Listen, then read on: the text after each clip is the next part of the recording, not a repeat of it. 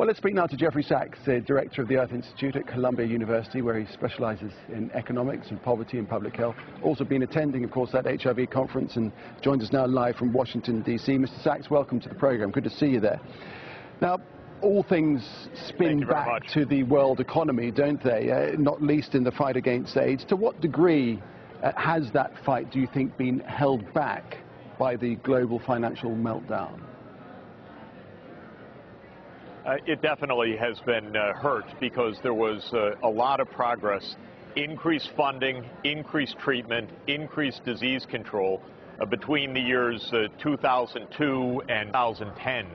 But really, since 2010, there's been a funding crisis. It's not yet resolved. We need more donors, more countries to step forward and support the global fund to fight AIDS, TB, and malaria. It's proven that it works, but it needs funding in order to be able to do its job. So what's your take on the overall position where we are now in the battle against HIV/AIDS 30 years on? We're a little bit more than halfway, I would say, towards the goal of what Secretary Clinton called an AIDS-free generation. There's a lot of scientific progress. People are living with HIV infection, and they're living full lives because they have access to the antiretroviral medicines. There are new scientific breakthroughs. There are ways to comprehensively eliminate the transmission of HIV from mother to infant. But all of this requires resources, and when the poorest of the poor countries are hard hit by the epidemic, they need help. That's what the Global Fund has been doing. That's why it's so urgent to get it properly funded right now, and there is a significant financing gap. What the U.S. announced yesterday is modest. It's a small step in the right direction. It's not enough yet to fill the financing gap. So we're talking about the economy, the global economy, and how its knock-on effects have impacts in different areas. And in Europe, of course, the economic woes there are wreaking havoc across the board. Let's take Spain, first of all, the interest on debt hovering around record highs. Does Spain need a bailout, do you think? Spain absolutely is going to need some more relief from what it has right now. You see provinces in Spain that can't meet their bills. They're turning to the national government. The national government needs help. The banking's help. Europe is really obviously teetering right now, the Eurozone. The downgrade of Germany is another tough blow. Europe is in a very tough squeeze. There is a way out, but it's a very narrow path indeed, and a very difficult one.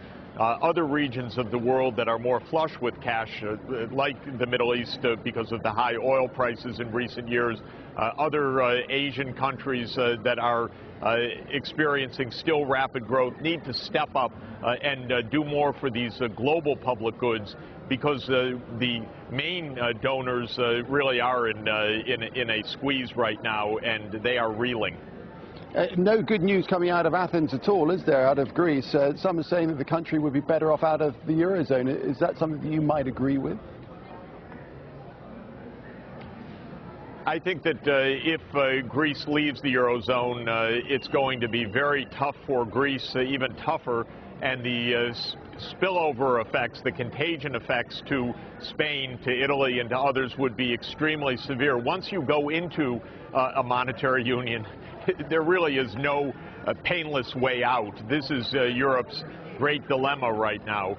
I'm hoping that the Eurozone stays together, because I think that the costs of it falling apart would be profound within Europe and for the world. It would not stop at Greece. There would be a tremendous amount of pressure all through Europe and from Europe to the world economy. And given that, and given what you said about the $150 million coming from the United States towards the donor conference, are you concerned about the funding for the fight against HIV and AIDS? Well, I'm extremely concerned. We also live in a world that is just rampant with tax evasion, with tax havens. So there are trillions and trillions of very big wealth that are hidden from their social responsibility right now. So either rich people come forward and say, yes, I donate some billions to this cause, or they pay taxes. But if we live in a world in which the big wealth is hidden in tax havens, the governments are starved for cash, then the poor will die and the world will be unstable and not with the morality that we need for a decent world.